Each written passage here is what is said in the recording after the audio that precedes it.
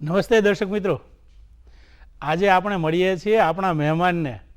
મિત્રો, કહેવાય છે કે તમારે લાંબુ જીવવું હોય તો સ્વસ્થ રહો, પછી તમારે આયુર્વેદના નિયમો પાળો, નેચરોપેથીના નિયમો પાળો અને વધારે સમય સુધી તમે જીવી શકો. આવી ક્યાંક વાત ચાલતી હતી. એમાં કોઈએ પૂછ્યું કે ભાઈ મારે એનાથી પણ વધારે સમય સુધી જીવતા રહેવું હોય તો શું કરવું? ત્યારે કોઈ વડીલે જવાબ આપ્યો કે તો તમારે સરસ મજાનું પુસ્તક લખો, કારણ કે આપણું આ સ્થૂળ શરીર તો જતું રહેશે પણ પુસ્તક સ્વરૂપે તમે સદીઓ સુધી એ જીવંત રહી શકો છો. તો મિત્રો, આજે ખૂબ જ હર્ષની લાગણી છે, ગૌરવની વાત છે કે આપણી સાથે આપણા સ્ટુડિયોમાં આપણા મહેમાન તરીકે આપણી સાથે છે સુધીરભાઈ મહેતા, કે જેઓ શિક્ષક છે, લેખક છે અને ખૂબ જ અનેક સેવા પ્રવૃત્તિઓ કરે છે. તો આવા સુધીરભાઈને આપણે આવકારીએ સ્ટુડિયોમાં. નમસ્તે સુધીરભાઈ. નમસ્કાર. દર્શક મિત્રો, આપણે સુધીરભાઈને જ્યારે પ્રશ્નોની વાત કરીએ કે એમની વાત ચાલુ કરવાની છે જ્યારે, તો ખાસ કરીને આપણે એમના શિક્ષક જીવન વિશે તો આપણે અગાઉ એક કાર્યક્રમ કરેલો ત્યારે આપણે જોયેલું, પણ હવે આજે આપણા એમના એક બીજું જે એની અંદરનું પરિમાણ છે, એક લેખક તરીકેનો જીવ છે, એના વિશે વાત કરવાની છે. તો સુધીરભાઈ, લેખક થવા માટે એક પ્રાથમિક યોગ્યતા શું હોય એ અમારા દર્શક મિત્રોને આપ જણાવો, પછી આપણે બીજી વાત કરીએ. સરસ આપે વાત કરી કે લેખક થવા માટે પ્રાથમિક યોગ્યતા તો ભાષા જ્ઞાન.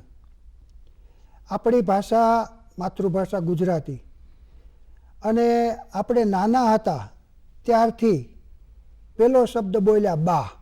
જી, બા. તો બા શબ્દ બોલ્યા પછી બાએ બધું આપણે બોલતા શીખવાડ્યું. દાદા, બાપુજી, ભાઈ, એમ કરતાં કરતાં આપણો ભાષાનો, આપણી જીભનો લવો, જીભનું જે આપણું જે બોલવાનું જે સાતત્ય છે, કે જે કાંઈ બોલવાની શક્તિ છે, એ માએ આપી. જી, એટલે માતૃભાષા કહેવાડી. જી, સૌ પ્રથમ આપણે બોલ્યા અને શીખવાડનાર આપણી મા, માતૃભાષા. મા માતૃભાષા શીખવાડી અને આપણી માતૃભાષા ગુજરાતીમાં આપણને બોલતા શીખવાડ્યા. જી. એટલે લેખક પાસે પહેલાં એનું શબ્દ ભંડોળ, બોલવાનું શબ્દ ભંડોળ અને વાંચન લેખક પાસે હોવું જોઈએ. ખૂબ સરસ. વાંચનની આપણે વાત કરી તો ખૂબ સરસ પુસ્તકો લખનાર સુધીરભાઈ, એને હું પૂછું કે આપના મનપસંદ લેખક કોણ છે, અથવા એમ પૂછું સુધીરભાઈ કોને વાંચવા ગમે, સુધીરભાઈને કોણ વાંચવું ગમે? બહુ સરસ મને પ્રશ્ન કર્યો છે કે મને વાંચવા કોને ગમે, કોણ વાંચવું ગમે, કોણ લેખક વાંચવું ગમે. જી, જી. તો હું બહુ મારા દિલથી કહું છું કે મને માનનીય શ્રી ઝવેરચંદભાઈ મેઘાણીજી, એની વાતો અને એમની જે કાંઈ પુસ્તકની જે રચનાઓ છે એ રચનાઓ મને વાંચવી ગમે. જય હો, જય હો. સુધીરભાઈ, આપે લેખનની શરૂઆત કરી, શિક્ષકની જીવનની સાથે સાથે લેખનની આપણે શરૂઆત કરી, તો એ લેખનની શરૂઆત કરવા માટે થઈ કોઈ એવું પરિબળ એવું કામ આવ્યું, કોઈ પ્રેરણા કામ આવી કે તમને એ કેવી રીતે તમે લેખનની શરૂઆત કેવી રીતે કરી, એના માટે થોડી વાત કરો. શિક્ષણ આપતી વખતે સાહિત્યની જરૂર પડે. જી, બિલકુલ. એટલે સાહિત્ય સાથેનું જોડાણ, શિક્ષણ કાર્યમાંથી સાહિત્ય સાથેનું જોડાણ થયું. જી. ઇતર પુસ્તકો વાંચવાના ખાસ એકદમ આગ્રહ રાખ્યો કે ભાઈ મારે આ પાઠ સમજાવવો છે. દાખલા તરીકે ધૂમકેતુજીની મારે વાત કે પાઠ મારે સમજાવવો છે, તો ધૂમકેતુજીને મારે વાંચવા.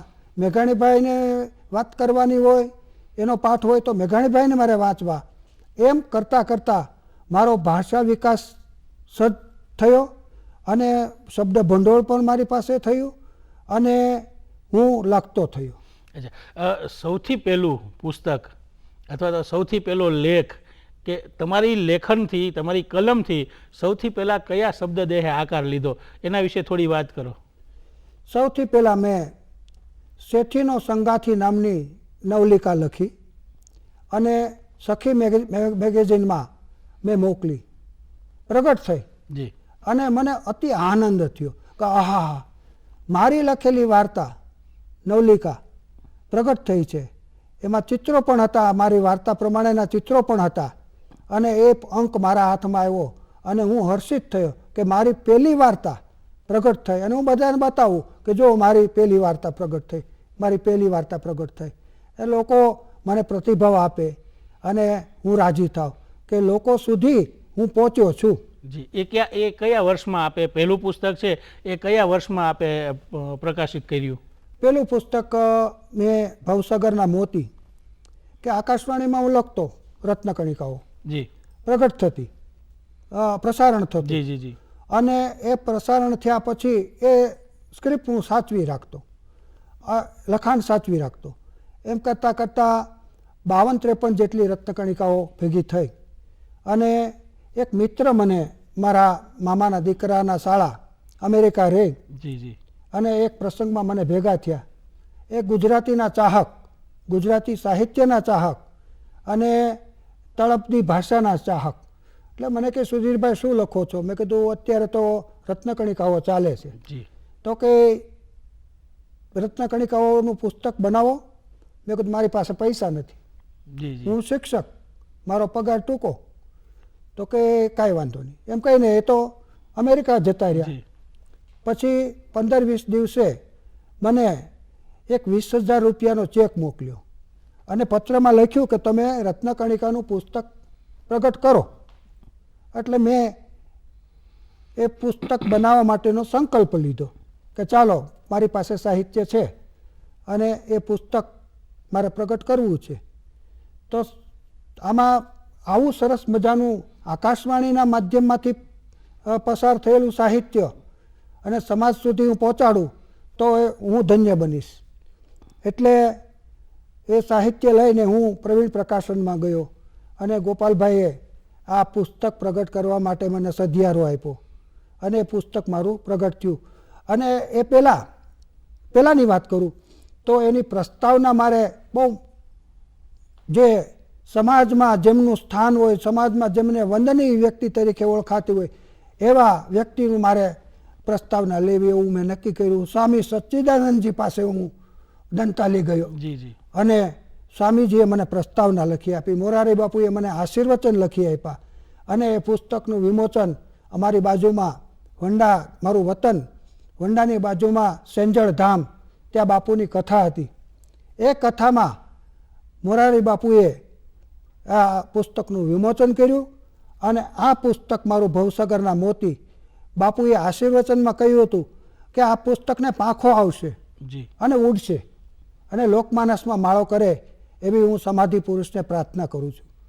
તો બીજા વર્ષે એ પુસ્તક મારું ઓપરેશન બ્લેકબોર્ડ યોજનામાં પસંદ થયું અને ગુજરાતની 37,000 સ્કૂલોમાં ગયું. અરે વાહ વાહ.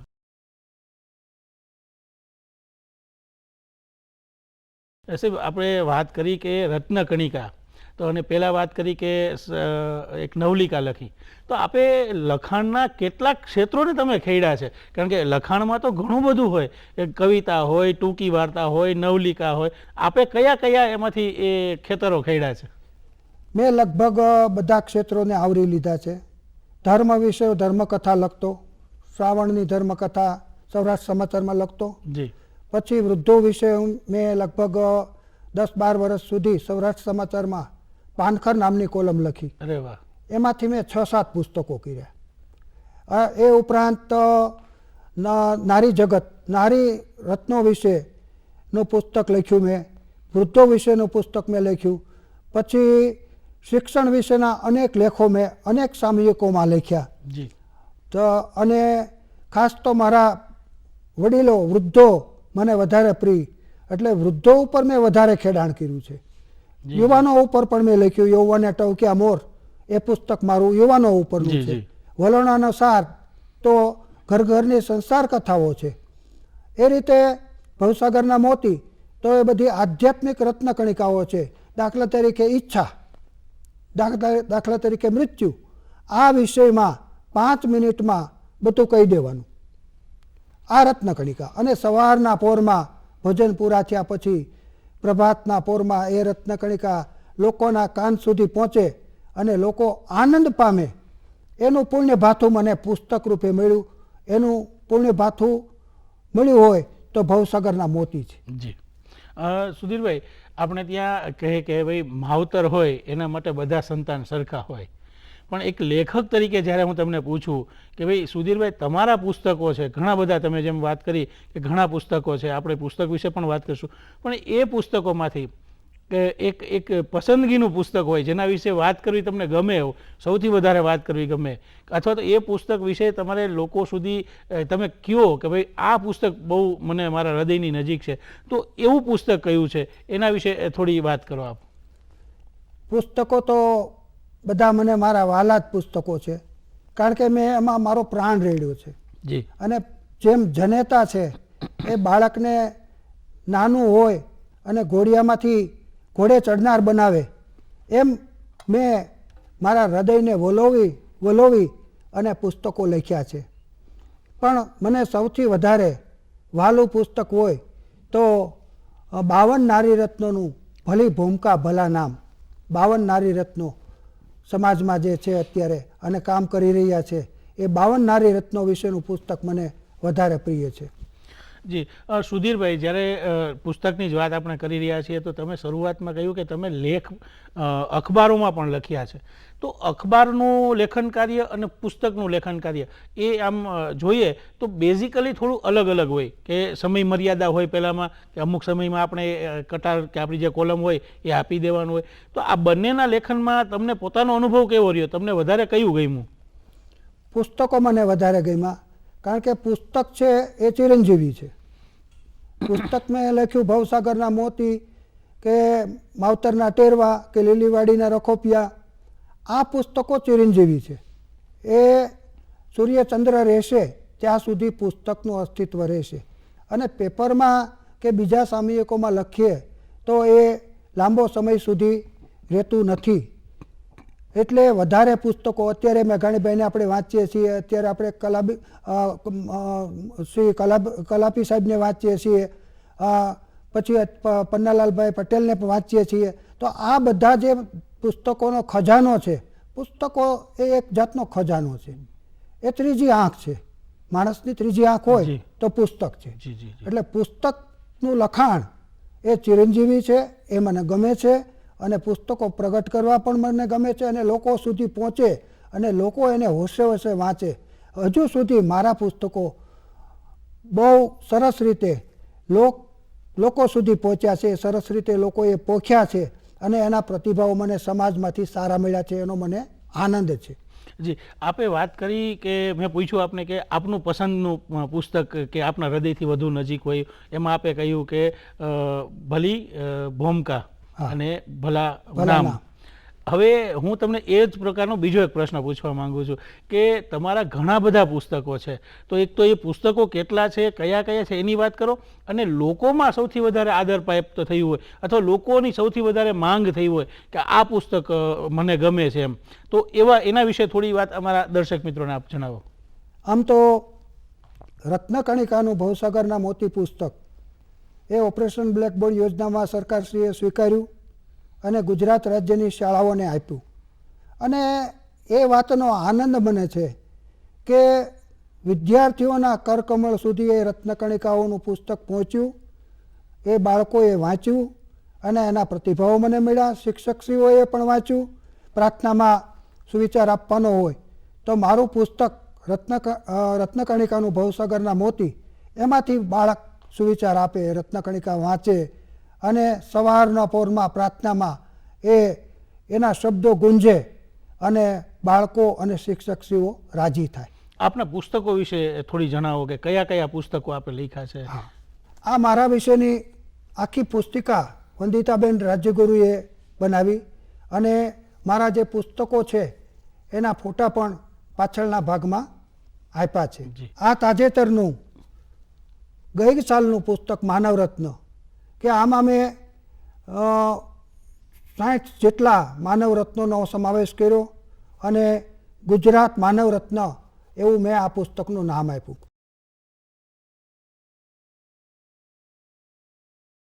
સુધીરભાઈએ આપણને ઘણા બધા પુસ્તકો વિશે વાત કરી, તો સુધીરભાઈની જેમ શરૂઆતમાં કહ્યું કે સુધીરભાઈ શિક્ષક પણ છે, તો આપણે એમને ચોક્કસ પૂછીએ કે સુધીરભાઈ, તમે આ વડીલો માટે, બહેનો માટે, યુવાનો માટે લખ્યું છે, તો એક શિક્ષક તરીકે તમે વિદ્યાર્થીઓ એટલે કે બાળકો માટે તમે કંઈ લેખન કાર્ય તમે જે કર્યું હોય એના વિશે થોડી માહિતી આપો.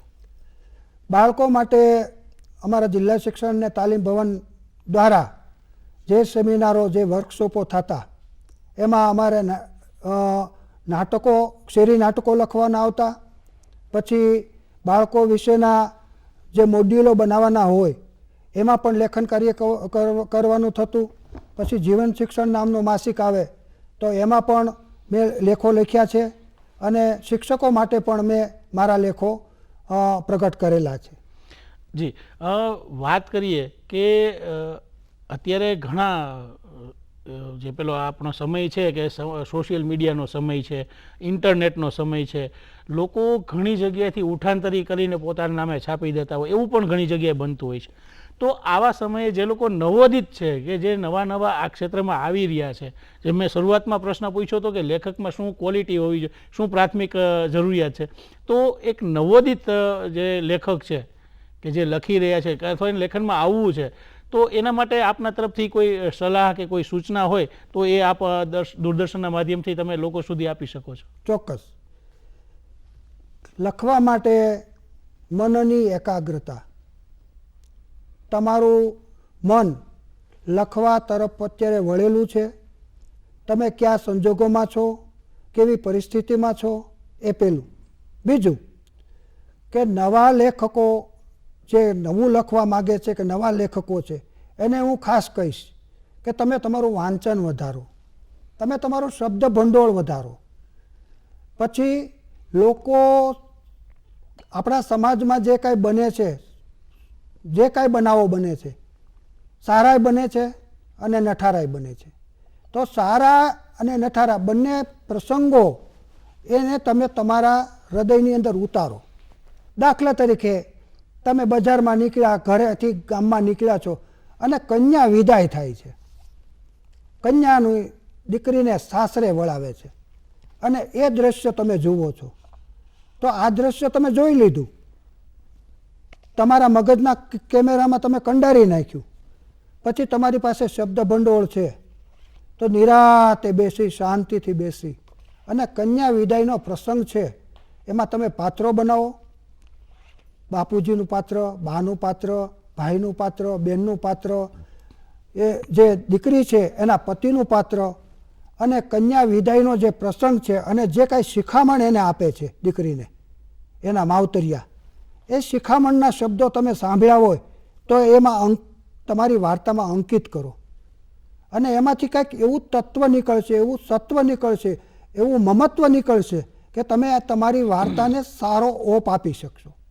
એટલે ખાસ કરીને સાંપ્રત પ્રવાહોને તમે લખો.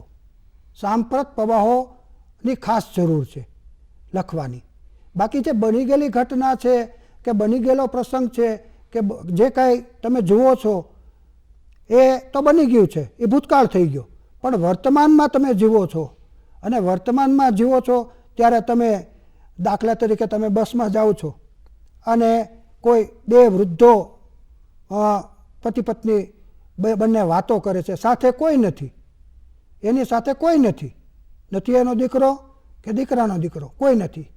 એ બંને કપલ એની જે વાતો કરે છે એ વાતો તમે સાંભળો અને સાંભળ્યા પછી તમે ઘરે જઈ અને એને કલમમાં ઉતારો અને તમે કલમમાં ઉતારીને સરસ મજાની વાર્તા એ થીમ ઉપર તમે લખી શકશો. આપણે મકાન બનાવવું હોય તો પહેલાં પ્લોટ આપણે લઈએ છીએ, પ્લોટ લીધા પછી આપણે મકાન બનાવીએ છીએ.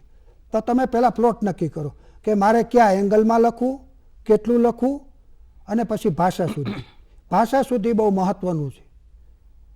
નદી, તો નદીમાં તમે નદીમાં દી રસ્વય આવે કે દીર્ઘય આવે એનો તમને ખ્યાલ હોવો, જોડણીનો ખ્યાલ હોવો જોઈએ.